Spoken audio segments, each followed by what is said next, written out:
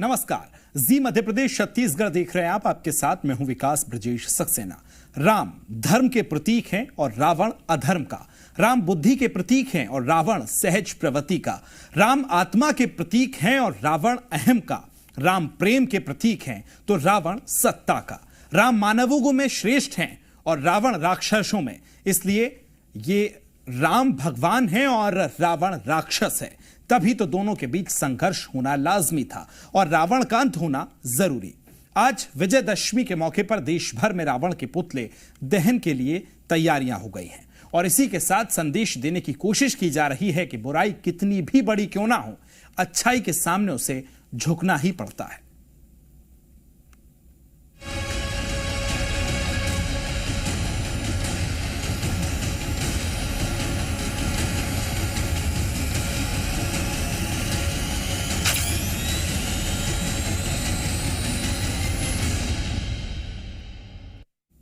मध्य प्रदेश और छत्तीसगढ़ में रामलीला मैदान सजकर तैयार हो गए हैं। थोड़ी ही देर में रावण का दहन किया जाएगा। जहां एमपी में बड़े बड़े रावण के पुतले लोगों का ध्यान अपनी ओर खींच रहे हैं, तो वहीं छत्तीसगढ़ में भी दशहरे की खास रौनक देखने को मिल रही है। दिखाएंगे आपको दशहरे के रंग, लेकिन उससे पहले ये रिपोर्ट देखिए।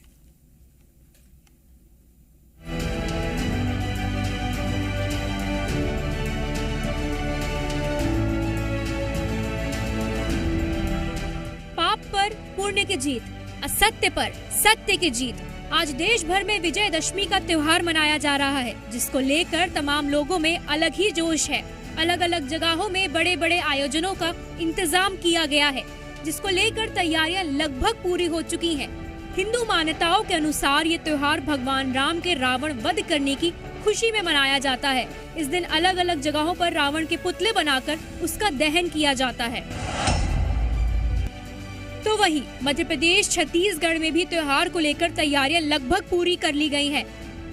मध्य प्रदेश की राजधानी भोपाल के छोला मैदान समेत 24 जगहों पर रावण दहन कार्यक्रम का आयोजन किया जाएगा, जिसमें 51 फीट से लेकर 61 फीट तक के रावण के पुतलों का दहन होगा। मध्य प्रदेश के अलग जिलों में बड़े स्तर पर दशहरे का आयोजन किया जा रहा है। मध्य प्रदेश में दशहरे की तैयारियां जोरों पर है, तो छत्तीसगढ़ में भी त्योहार को लेकर लोगों में अलग ही उत्साह देखने को मिल रहा है।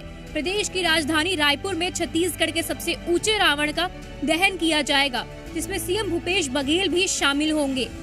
तो वहीं बाकी जगहों पर भी 20 से लेकर 60 फीट तक के रावण के पुतलों का दहन होगा और रायपुर में कोलकाता, मुंबई की आतिशबाजी भी आकर्षण का केंद्र रहेंगी। बुराई पर अच्छाई की जीत के प्रतीक के रूप में मनाए जाने वाले इस त्योहार का उत्साह चारों ओर है। अधर्म पर धर्म की विजय के इस दिन पर पूरे देश में अलग अलग स्थानों पर रावण दहन किया जाएगा, जिसे लेकर लोगों में भारी उत्साह और उल्लास है। रावण दहन को लेकर आयोजकों ने भी कई तैयारियां की हुई है, तो वहीं इसके बीच सुरक्षा के भी माकूल बंदोबस्त किए गए हैं। ब्यूरो रिपोर्ट, जी मीडिया। तो बुराई पर अच्छाई, असत्य पर सत्य, अधर्म पर धर्म के पर्व, धर्म की जीत के पर्व। आज विजयदशमी की अलग अलग तस्वीरें हमने आपको दिखाई, किस तरह से तैयारियां की जा रही हैं। रावण दहन की आज तैयारियां चल रही है। अलग अलग शहरों में किस तरह का माहौल है। मध्य प्रदेश से लेकर छत्तीसगढ़ तक अलग अलग दशहरे के रंग देखने को मिल रहे हैं, जहां 9 रूपों में शक्ति की आराधना हुई और उसके बाद ठीक 9 दिन बाद आज विजयदशमी देश भर में मनाई जा रही है। मध्य प्रदेश और छत्तीसगढ़ का जिक्र किया जाए तो अलग अलग शहरों में कैसी तैयारियां हैं, वह कैसे रंग देखने को मिल रहे हैं, लोगों में कैसा उत्साह है, अलग अलग शहरों का रुख करेंगे। मेरे साथ तमाम मेरे सहयोगी जुड़ गए। आइए परिचय करवाता हूं। सबसे पहले अजय दुबे मेरे साथ भोपाल से जुड़ गए, शिव मोहन शर्मा मेरे साथ इंदौर से लाइव जुड़ गए, मनीष पुरोहित मेरे साथ मंदसौर से लाइव हैं, चंद्रशेखर सोलंकी रतलाम से हैं, तृप्ति सोनी मेरे साथ रायपुर से जुड़ रही हैं, हितेश शर्मा दुर्ग से लाइव हैं और दुर्गेश विसेन पेंड्रा से लाइव हैं। सबसे पहले शुरुआत राजधानी से कर रहा हूं। अजय, किस तरह के रंग नजर आ रहे हैं इस असत्य पर सत्य की जीत के? कैसे रंग राजधानी में देखने को मिल रहे हैं अजय?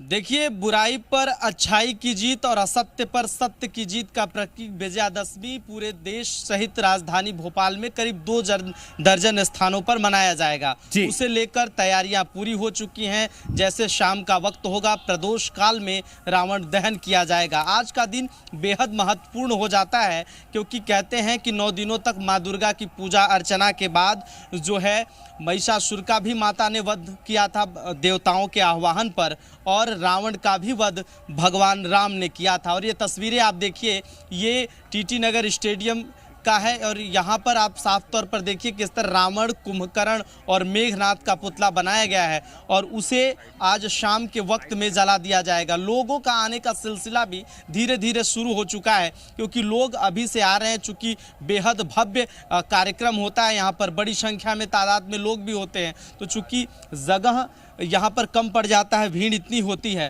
क्योंकि आप देखेंगे कि यहाँ पर चेयर्स लगाए गए हैं और तैयारियाँ पूरी तरह से लगभग हो चुकी है, क्योंकि शाम के वक्त में प्रदोष काल में यहाँ पर जो है दहन किया जाएगा। ऐसा माना जाता है कि विजयादशमी किसी शुभ काम करने के लिए भी बेहद महत्वपूर्ण होता है, क्योंकि आज ही के दिन शस्त्र पूजा भी होता है, और अगर नीलकंठ का भी दर्शन हो जाए तो कहते हैं कि भगवान शिव का दर्शन और नीलकंठ का दर्शन दोनों ही वाकई आज लोग जो है इंतजार कर रहे हैं उस पल का, जब वो पल आए जब रावण का दहन किया जाएगा। रायपुर की बात कर लेते हैं, वहां राजधानी में किस तरह के हाल है। तृप्ति मेरे साथ जुड़ी हुई है। तृप्ति, कैसा उत्साह नजर आ रहा है?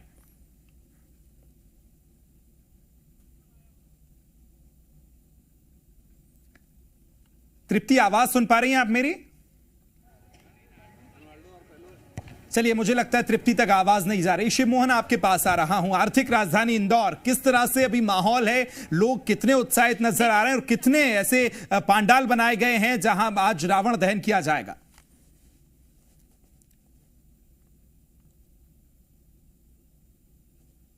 बुराई के प्रतिरूप भी बदल गए हैं। जी जी जी जी, तृप्ति बोलिए।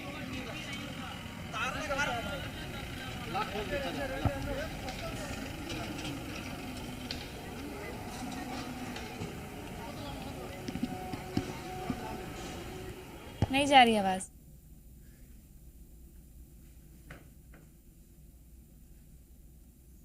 मेरी आवाज आ रही है विकास? जी जी तृप्ति, आ रही है, बोलिए।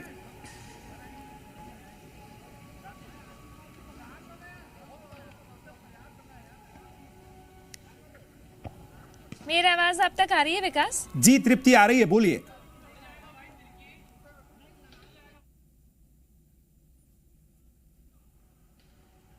जी, तो हम जिक्र कर रहे थे कि बुराई के प्रतिरूप बदल गए हैं। तो मैं एक तस्वीर आपको दिखाना चाहूंगी। इस वक्त जो रावण तैयार हो रहा है, और ये लगभग तैयार है, इसमें फटाके डाले जा रहे हैं।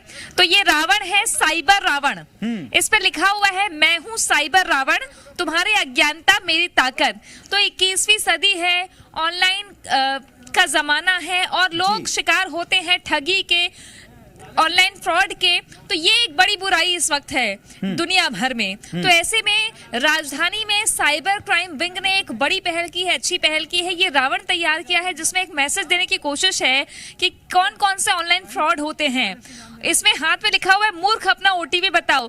तो कई लोग होते हैं जो ओटीपी बता देते हैं। तो ये मैसेज दिया है रायपुर की पुलिस ने, साइबर क्राइम पुलिस ने। जानते हैं, गौरव जी हमारे साथ में, क्या कॉन्सेप्ट है इसका? गौरव जी, देखिए, दशहरे के त्यौहार में अधर्म पर धर्म की जीत, बुराई पर अच्छाई की जीत के प्रतीकात्मक पुतले को श्री राम के द्वारा जो जलाया जाता है, ठीक इसी प्रकार अभी वर्तमान समय में साइबर अपराधी जो हैं अलग अलग तरीकों से अपराध कर रहे हैं और लोगों के साथ रोज ठगी कर रहे हैं।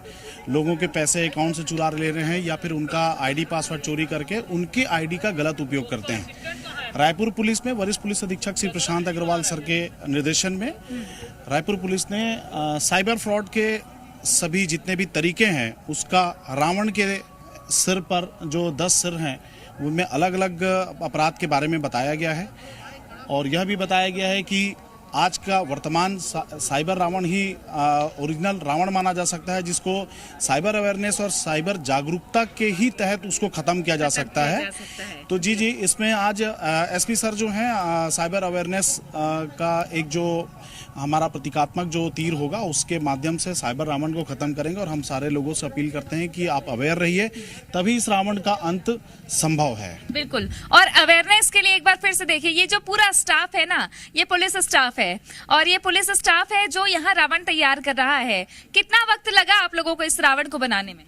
2 दिन लग गए हम लोग को। 2 दिन हम लोग तैयारी तो पहले से था, बहुत पहले से, लेकिन 2 दिन में हम लोग इसको बना के पूरा 2 दिन से अभी पहले मरीन ड्राइव में रखे थे, फिर जय स्तंभ चौक में रखे, आज कोतवाली चौक में रखे थे और फिर फाइनल यहाँ आज जलाने के लिए लाए हैं। बिल्कुल तृप्ति, मैं लौटूंगा आपके पास। और वाकई एक बहुत ही सराहनीय पहल है, क्योंकि समाज में जिस तरह की अलग अलग बुराइयां फैल रही हैं उसी में से एक साइबर भी है। किस तरह से ऑनलाइन ठगी का लोग जो शिकार हो रहे हैं उनके लिए रायपुर में एक विशेष तरह की पहल की गई है। लौटूंगा तृप्ति आपके पास। मनीष पुरोहित मेरे साथ मंदसौर से जुड़ गए। मनीष, वहां किस तरह के ऐसे ही कोई अलग रंग नजर आ रहे हैं? कितना उत्साह है लोगों में?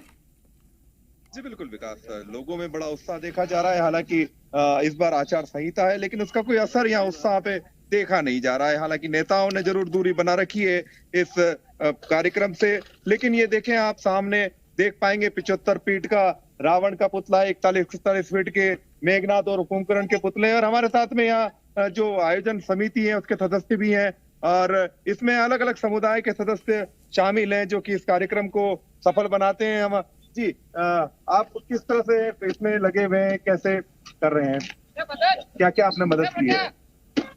मदद तो रावण धावन हर साल इस साल भी अनुसार हो रहा है, तो आचार संहिता को देखते हुए रावण तो अच्छा बना है, सब कुछ है, पर इस साल जो है आतिशबाजी बहुत अच्छी है। और सहयोग तो जो मेरा होता है इंजीनियरिंग के हिसाब से वो पूरा करते ही चला आ रहा हूँ। ये माननीय हमारे अध्यक्ष महोदय खड़े हैं जी, इनकी देख रेख में। 75 फीट का रावण है, खड़ा करने में कितनी मुश्किलें आई? मुश्किलें तो देखो आती है, बड़ी रिक्स होती है। ये खड़ा होने के बाद में तसल्ली हो जाती है कहाँ है, खड़ा हो गया। चारों तरफ रस्से बांधना पड़ते हैं, बड़ी मुश्किल लगती है। पूरी समिति जो है, समिति 8 बजे से यहाँ पर लगी हुई थी। सभी समिति के सदस्य के और भी सदस्य यहाँ पे इनसे बात करते हैं, पता लगाते हैं कि क्या क्या इसमें कार्यक्रम में खास होगा। जी, क्या क्या इस कार्यक्रम में खास होना है, आज किस तरह से आयोजन किया जा रहा है? ये आयोजन जो है दशहरा उत्सव समिति द्वारा किया जा रहा है। यहाँ करीब 75 फीट के रावण के पुतला बनाए गए हैं, साथ में कुंभकर्ण और मेघनाथ का पुतला बनाया गया है। आकर्षक आतिशबाजी का आयोजन भी यहाँ पर होगा और सभी धार्मिक जनता के जो उत्साह को देखते हुए आचार संहिता का पालन करते हुए सब काम होंगे। मतदान की शपथ भी दिला रहे हैं। जी चलिए, लौटूंगा आपके पास। अलग अलग तैयारियां चल रही हैं। चंद्रशेखर मेरे साथ रतलाम से जुड़ गए। रतलाम में किस तरह की तस्वीरें निकलकर सामने आ रही हैं? कितना उत्साह नजर आ रहा है चंद्रशेखर? बिल्कुल उत्साह है। और देखिए, सबसे पहले हम आपको दिखाते हैं कि किस तरीके से जो राम जी पहुंचेंगे झांकियों के साथ दशहरा मैदान पे, और वहां पर जो है ये रावण का वध होगा। इससे पहले जो झांकियां हैं वो हम आपको दिखा देते हैं किस तरीके से तैयार हुई है।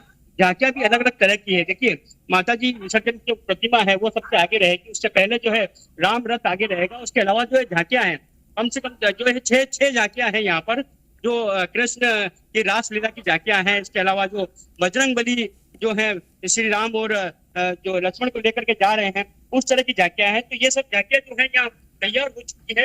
ये जब निकलेगी रतलाम के शहर के जो प्रमुख मार्ग है वहां से होते हुए इस जगह पहुंचेगी जहाँ रावण का दहन होना है। तो उससे पहले जो है झांकियां तैयार हो चुकी है। यहाँ पर जो है राम जो तैयार हुए हैं कलाकार, वो यहाँ पहुंचेंगे सवार। उसके बाद जो है यहाँ से राम जो है रवाना होगा। उसके बाद जो है झांकियां यहाँ से रवाना होगी। समिति के सदस्य हैं, उनसे जानेंगे किस तरह की। चलिए, लौटूंगा आपके पास। आवाज क्लियर नहीं आ रही है। दुर्गेश के पास चलता हूं। पेंड्रा की किस तरह की तस्वीरें हैं? दुर्गेश, बताइए कैसा उत्साह नजर आ रहा है? कितने अलग अलग रंग देखने को मिल रहे हैं वहां? देखिए, पेंड्रा में दुर्गा सरोवर में यहाँ माँ दुर्गा का विसर्जन किया जाता है। जैसे जैसे शाम ढलती जाएगी, अभी माँ दुर्गा अलग अलग पंडालों से निकलकर शहर भ्रमण पर है। पंडालों से दुर्गा जी को लेकर निकला गया है और थोड़ी देर बाद ये इसी दुर्गा सरोवर में लाकर उनका विसर्जन किया जाएगा। जितने भी अलग अलग जगह पे दुर्गा प्रतिमा बैठी हैं, उनका भी विसर्जन, एक टेम्परेरी नाव बनाई गई है उसके वहां से लाकर और इसके बीच में किया जाएगा। और इसी जगह पर ये जो एक बड़ा रावण बनाया गया है, इस रावण का यहाँ पर दहन होगा। ये काफी पुरानी परंपरा है और इस जैसे जैसे शाम होगी लोग यहाँ जुटना शुरू हो जाएंगे, श्रद्धालु आने लग जाएंगे, आसपास के गांव के लोग आने लग जाएंगे। हालांकि ये चुनावी वर्ष है और आचार संहिता का भी इस पे दौर देखा जाएगा, पर जो रावण है उसको अलग अलग जो राजनीतिक पार्टियां हैं अपने हिसाब से रावण का उपयोग करते रहते हैं, पर राम का सब अपनी अपनी पार्टी में जिस तरह से लाते हैं वो इस समय भी देखने को मिला। जैसे कि कांग्रेस सरकार बनने के बाद से रामवन पथ गमन मार्ग चालू हुआ। भाजपा अपने राम के सहारे केंद्र पर बैठी हुई है।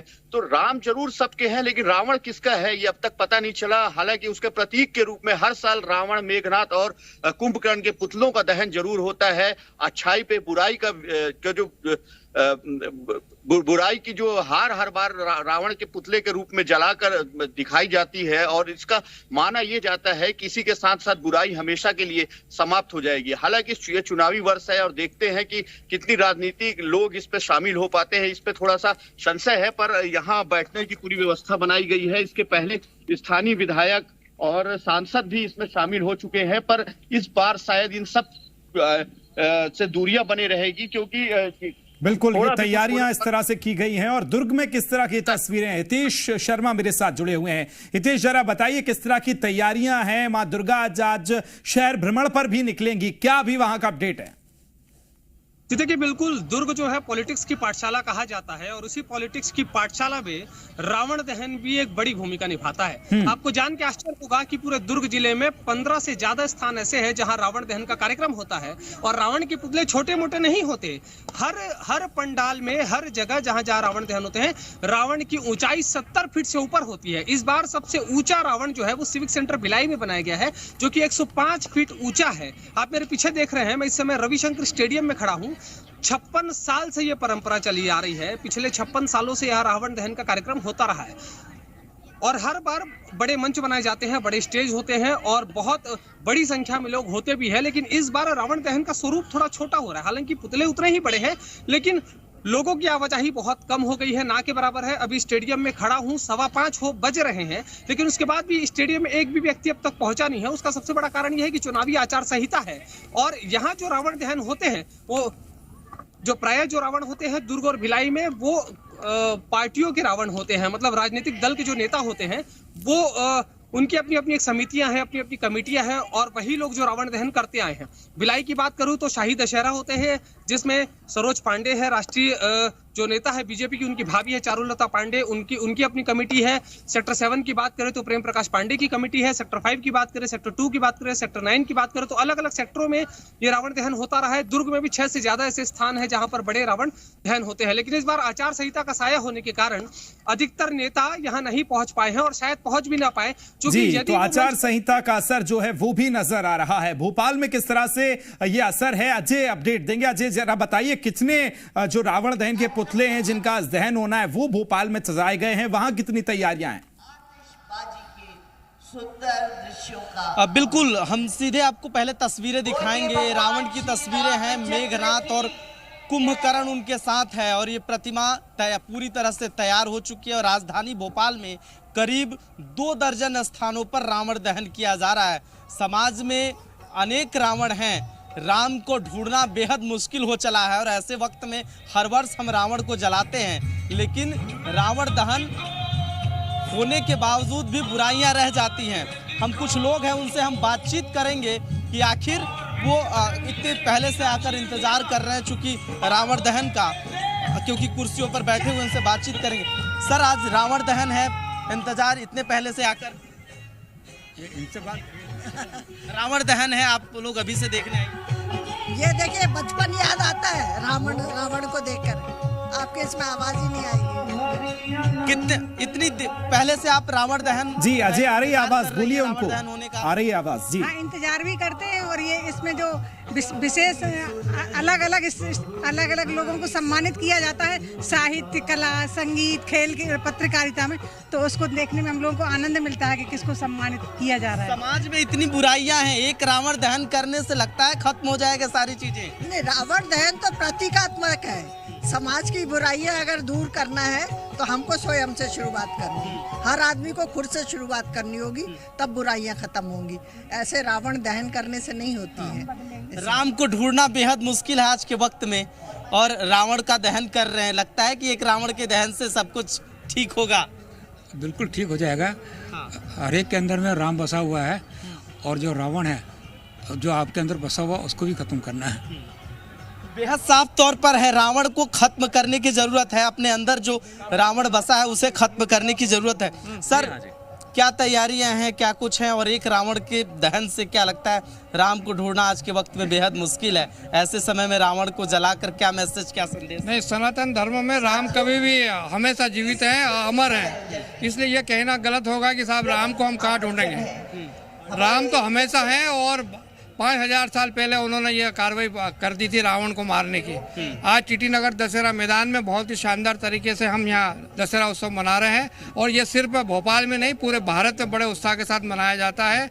और रामदल जो हमारा होता है वो रावण का संहार करता है, और यह एक धार्मिक परंपरा है जिसको हम निभा रहे हैं, और 64 वर्षों से यह चला आ रहा है टीटी नगर का दशहरा। कितना वक्त लगा तैयार करने में रावण? कितने दिनों से तैयारी? एक माह का इसमें समय लगता है हमको पूरी तैयारी करने में। 1 महीने में सारे प्रशासनिक व्यवस्था भी देखी जाती है, और हमारे जितने भी कार्यकर्ता है, सोनू बाबा, जैन, मनीष, अजय श्रीवास्तव, ये सारे लोग इसमें लगे रहते हैं, और 24 घंटे इसमें काम करना पड़ता है, तब जाके ये सारी व्यवस्थाएं होती है। क्योंकि हमको जनता का भी ख्याल रखना पड़ता है कि किसी प्रकार से। कितनी संख्या में लोग आएंगे लगभग? यहाँ पर 1 लाख की हम व्यवस्था रहती है, लेकिन 40-50 हजार लोग तो हमेशा रहते ही रहते हैं। कोई वीआईपी मूवमेंट? बिल्कुल अजय, अलग अलग तस्वीरें हैं और हर जगह तैयारियां हो रही हैं। इंतजार है 9 दिनों शक्ति की जहां आराधना हुई है, और उसके बाद विजयदशमी पे आज किस तरह से लोग उत्साहित नजर आ रहे हैं। अजय आपका, शिव मोहन आपका, मनीष आपका, चंद्रशेखर आपका, तृप्ति आपका, और हितेश आपका, दुर्गेश आपका भी बहुत शुक्रिया मेरे साथ जुड़ने के लिए।